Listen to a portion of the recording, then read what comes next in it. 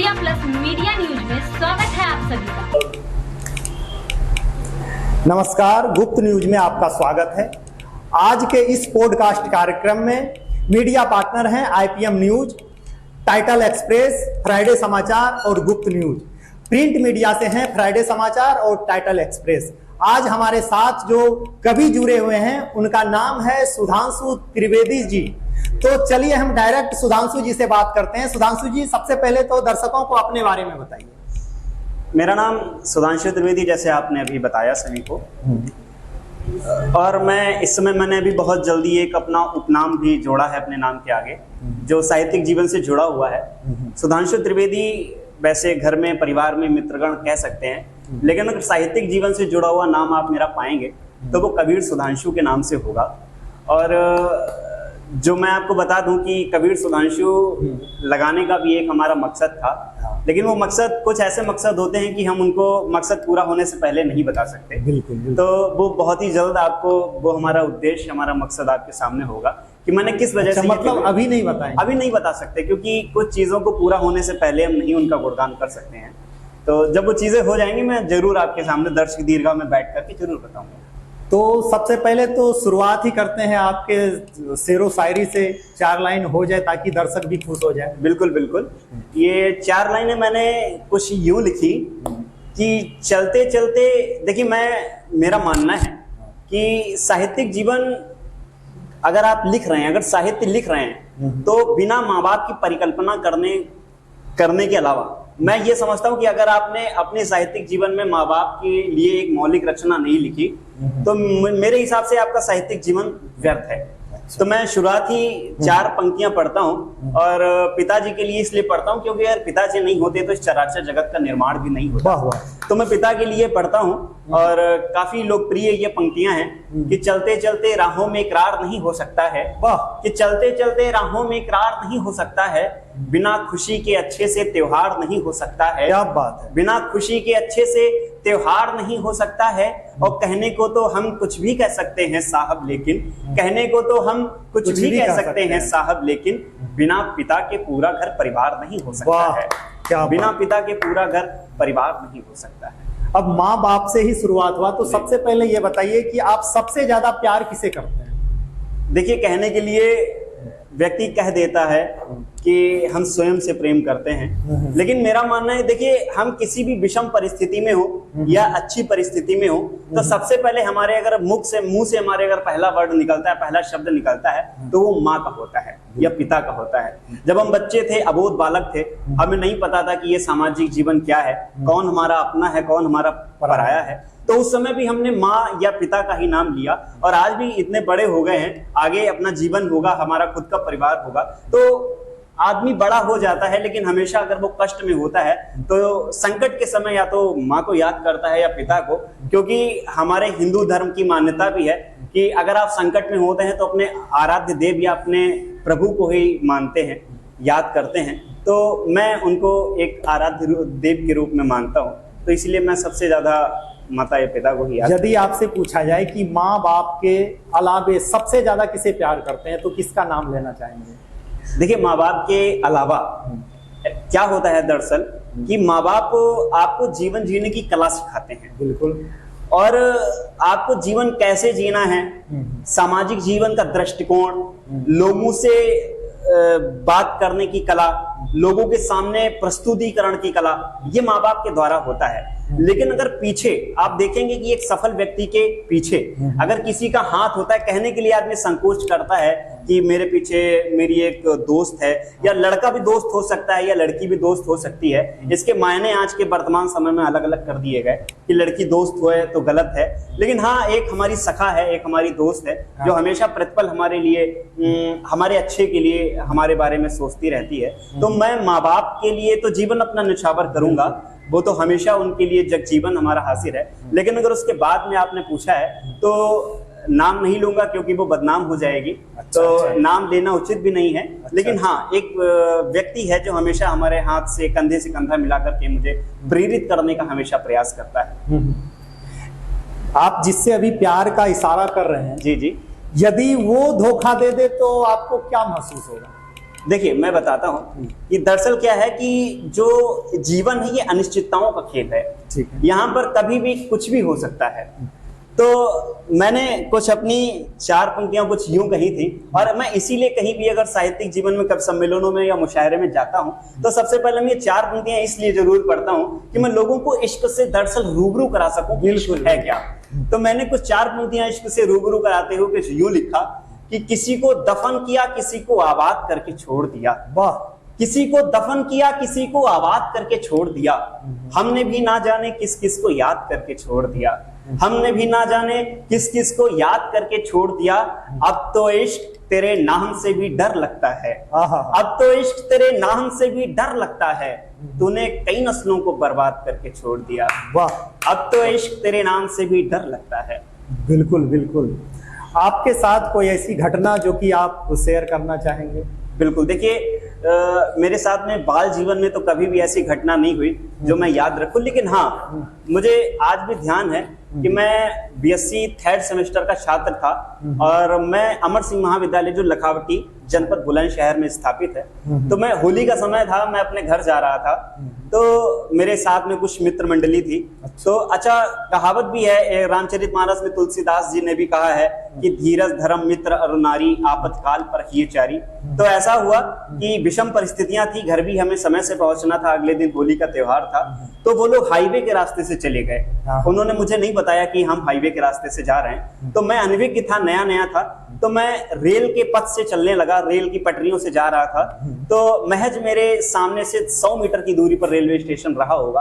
तो मैं फोन की टॉर्च लगा करके जा रहा था, तो पीछे से अचानक 3 लोग जो मुझे नहीं जानते थे, मैं उनको नहीं जानता था, तो तीनों ने मुझे पकड़ लिया और पीछे से मुझे नहीं पता कि वो बंदूक की दम पर था, रिवॉल्वर थी कि चाकू लगाया था। एक ने मेरा मुंह पकड़ा, एक ने मेरे हाथ पकड़े, एक ने मेरे कंधे से बस्ता उतार लिया। अच्छा। और मुझे खींचते हुए ले गए, पता नहीं कौन सी सुनसान जगह, मुझे नहीं पता कौन सी जगह थी, लेकिन इतना पता था कि स्टेशन के आसपास ही हैं हम। मुझे आज भी ध्यान है कि रेलवे की गाड़ी आवाज दे रही थी कि आ जाओ, तुम्हारा घर तुम्हें मैं ले चलती हूँ। लेकिन उन लोगों ने, जब मैं नहीं जानता था, तो उन लोगों ने मुझे बिठाया। बिठाने के बाद में मुझसे थोड़ा अभद्रतापूर्ण बात की। मैंने फिर भी हिम्मत ना हारिए बिसारिए ना राम, तो मैंने उस पथ पर चलते हुए मैंने कुछ नहीं कहा, बस बातों को सुना, धीरज रखा। और उन्होंने मुझसे पैसे वगैरह लेन देन किया। तो मेरे पास जो भी मेरी कमाई थी, मैं उस समय शिक्षक था, तो मैंने अपने पास से जो मेरे पास पर्स में रुपए थे मैंने उनको दिया। और उन्होंने, जब मैं चलने लगा तो उन्होंने मुझसे कहा कि 2 मीटर की दूरी पर या 10 मीटर की दूरी पर जाके खड़े हो जाओ और मैं तुम्हें शूट कर दूंगा। अच्छा। शूट करना छोटी मोटी चीज नहीं होती है। और उस समय मैं इसलिए और डरता था क्योंकि योगी जी का भी राज नहीं था, कुछ भी हो सकता था। और आजकल अगर होता तो मैं सेफ होता। तो खैर ऊपर वाले की कृपा, माँ बाप का आशीर्वाद कि मैं सकुशल वहां से वापस आया। और घर आने के बाद में मैंने ये वाकया अपनी माँ को बताया। और माँ के बाद अगर कोई ये वाकया जानता है तो आपके चैनल के माध्यम से मैंने इस बात को रखी। और हमेशा यही कहूंगा कि आपका जीवन है, आप बेशक आप एक इंसान हैं, लेकिन आप किसी के लिए पूरी दुनिया है। तो आप दुनिया है किसी की, तो अपने आप को खुश रखिए, अपने आप को स्वस्थ रखिए और उन सभी लोगों के काम आइए जो आपके हमेशा विकट परिस्थितियों में आपके काम आए, सदैव आपसे कंधे से कंधा मिला करके खड़े रहे। आपसे कोई ऐसी गलती जो कि दोबारा नहीं करना चाहेंगे? गलतियां, देखिए गलतियों से याद आया, एक शेर मुझे बहुत अच्छा याद आया कि वशर गलती का पुतला है ये अक्सर हो ही जाती है। वशर गलती का पुतला है ये अक्सर हो ही जाती है, जो गलती कर संभल जाए उसे इंसान कहते हैं। तो क्या होता है कि गलतियां, जो इंसान है वो गलतियों का पुतला है, तो गलतियां सभी से होती रहती हैं। और मेरी सबसे पहली गलती थी कि मैंने किसी को इजहार किया। सबसे बड़ी गलती मेरे जीवन की ये थी कि लोगों को मेरे पास में आना चाहिए था, मैंने लोगों को इंपॉर्टेंस दी, मैंने लोगों को महत्व दी, तो मेरे महत्वाकांक्षा का कोई भी उन पर कोई प्रभाव नहीं पड़ा। और वो जाने लगे तो मुझे वहां से एक 4 लाइनें याद आई और मैंने कुछ उनसे यूं कहा कि सब कुछ देखता भी रहा और लाचार बना बैठा रहा। वाह। कि सब कुछ देखता भी रहा और लाचार बना बैठा रहा, वो कहीं भी रहे पर उसका मददगार बना बैठा रहा। वाह वाह। अब मुझसे अच्छी तो ये दुनिया है जो तुझे खुश रखती है, मुझसे अच्छी तो ये दुनिया है जो तुझे खुश रखती है। मैं तो हरदम तेरा गुनहगार बना बैठा रहा, मैं तो हरदम तेरा गुनहगार बना बैठा रहा। और जब आपने बात छेड़ दी है तो मैं आपको और कुछ 4 लाइनें और सुनाता हूँ, क्योंकि मेरा थोड़ा मकसद ये रहता है कि अगर मैं शेरो शायरियों में हूं तो कुछ ऐसी भावनाएं, कुछ ऐसी कविताएं लोगों के बीच में रखूं कि जो लोग थोड़ा सा मोटिव हो उन चीजों को लेकर के। तो मैंने वहां से कुछ 4 लाइनें मैंने यूं लिखी थी कि सुना है तुमसे कोई मिलने की फरियाद तक नहीं करता। वाह। मैंने उनके लिए लिखा जो कभी भी उन्होंने मेरे महत्व को नहीं समझा और मुझे एक ऐसे निकाल के चले गए जैसे दूध में पड़ी हुई मक्खी को निकाल के फेंक दिया जाता है। तो मैंने उनके लिए कुछ यूं लिखा और आज भी है कि मैं उनसे आंख से आंख मिलाकर के ये शेर पढ़ने की हिम्मत रखता हूं कि सुना है तुमसे कोई मिलने की फरियाद तक नहीं करता। वाह। कहो कैसे गुजरता दिन कोई जब बात तक नहीं करता। क्या बात। कहो कैसे गुजरता दिन कोई जब बात तक नहीं करता, और ये मुकद्दर है साहब मेरी तरह कोई वफादार दोस्त नहीं। ये मुकद्दर है साहब मेरी तरह कोई वफादार दोस्त नहीं। इसके सजदे भी करो फिर भी ये माफ तक नहीं करता। वाह। इसके सजदे भी करो फिर भी ये माफ तक नहीं करता। और हद से ज्यादा, ये शेर देखिए सभी लोग, कि हद से ज्यादा किसी को मोहब्बत में तड़पाना भी ठीक नहीं। हद से ज्यादा किसी को मोहब्बत में तड़पाना भी ठीक नहीं। आज आलम ये है तुम्हें कोई याद तक नहीं करता। क्या बात। हद से ज्यादा किसी को मोहब्बत में तड़पाना भी ठीक नहीं। जब आप इश्क और प्यार में डूब ही चुके हैं, हाँ, तो आपके लिए सवाल है कि रिलेशनशिप क्या है, इससे फायदा है या नुकसान है? देखिए, रिलेशनशिप जो हमारे जो संबंध है, संबंध वर्तमान समय में अगर देखा जाए तो संबंधों की जो कड़ियां हैं वो छोटी छोटी बातों में टूटती हुई देखी जा रही हैं।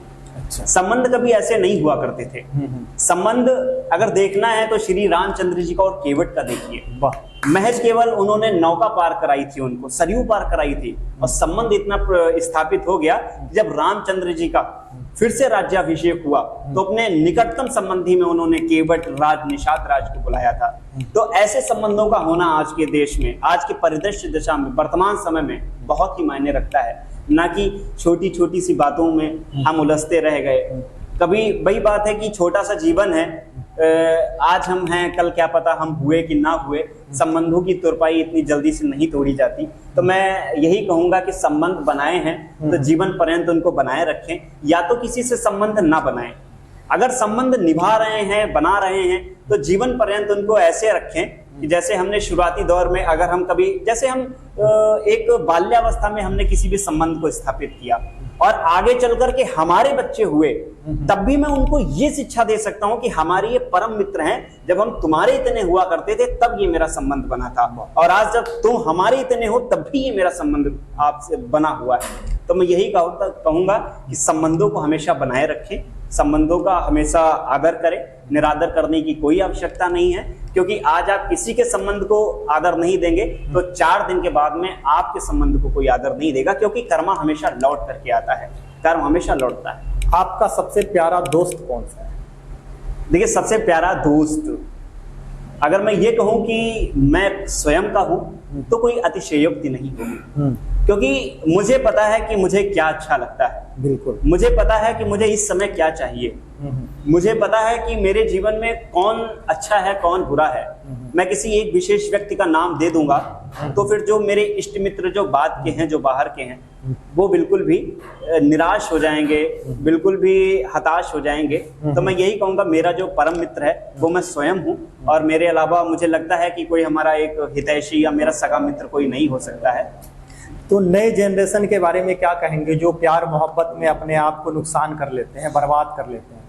मैं लोगों को बस यही कहता हूं कि प्यार मोहब्बत कुछ नहीं है, और प्यार मोहब्बत करना भी कुछ गलत बात नहीं है, लेकिन मैं नए जनरेशन के बारे में कभी ये मैंने लिखा था कि कभी शोला कभी शबनम कभी अंगार लिखता हूँ। खासकर ये नए जनरेशन वालों के लिए है कि कभी शोला कभी शबनम कभी अंगार लिखता हूँ, मैं अपना दिल रिझाने के लिए श्रृंगार लिखता हूँ, मैं अपना दिल रिझाने के लिए श्रृंगार लिखता हूँ, और सड़क पर बिक रही सबकी मोहब्बत तुम खरीदो ना, सड़क पर बिक रही सबकी मोहब्बत तुम खरीदो ना, दिखावे की मोहब्बत को तो बस व्यापार लिखता हूँ, दिखावे की मोहब्बत को तो बस व्यापार लिखता हूँ।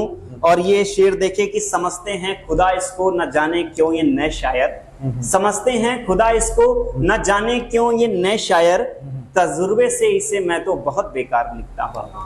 अब अंत में जाते जाते सुनते हैं कि आप तरन्नुम में अच्छा सुनाते हैं, आपके दोस्तों से पता चला है, तो तरन्नुम में 4 लाइन से विदा लेते हैं। जी बिल्कुल बिल्कुल। और तरन्नुम की बात छेड़ी तो मैं आपको 2 तरन्नुम में सुनाऊंगा, एक महज छोटा सा होगा और एक थोड़ा सा लंबा होगा। कुछ लय जो होगी वो हमारी थोड़ी खिंचकी है। अब आपने तरन्नुम की बात छेड़ी है, तो अगर आपको कहीं से पता चला है तो मेरे हिसाब से आपको सही पता चला है कि मुझे तरन्नुम से बहुत प्रेम है।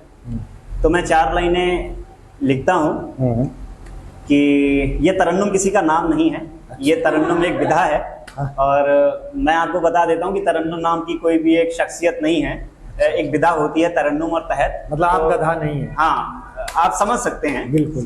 तो 4 लाइनें कि दिल को बेजार कर रहा हूँ मैं, कि दिल को बेजार कर रहा हूँ मैं, खुद को बेकार कर रहा हूँ मैं, खुद को बेकार कर रहा हूँ मैं, वो मेरी है ही नहीं फिर भी उसे, वो मेरी है ही नहीं फिर भी उसे, खामखा प्यार कर रहा हूँ मैं, कि खामखा प्यार कर रहा हूँ मैं, कि खामखा प्यार कर रहा हूँ मैं। और इन्हीं 4 पंक्तियों के साथ इजाजत भी लेता हूँ। और ये मेरे दिल को छूने वाली ये पंक्तियां हैं, सुनिएगा कि गैरों की बात दिल पे लगाना नहीं हमें, लगाना नहीं हमें, कि गैरों की बात दिल पे लगाना नहीं हमें, गैरों की बात दिल पे लगाना नहीं हमें, जो रूठता है रूठे मनाना नहीं हमें, मनाना नहीं हमें, जो रूठता है रूठे मनाना नहीं हमें, मनाना नहीं हमें, खामोश गुजारूंगा मैं तन्हा ही जिंदगी, खामोश गुजारूंगा मैं तन्हा ही जिंदगी, तुमसे है कितना प्यार जताना नहीं हमें, जताना नहीं हमें, तुमसे है कितना प्यार जताना नहीं हमें, जताना नहीं हमें। आज के कार्यक्रम का यहीं लेते हैं विराम, फिर मिलते हैं नेक्स्ट वीडियो के साथ। जय हिंद, जय भारत। जय भारत।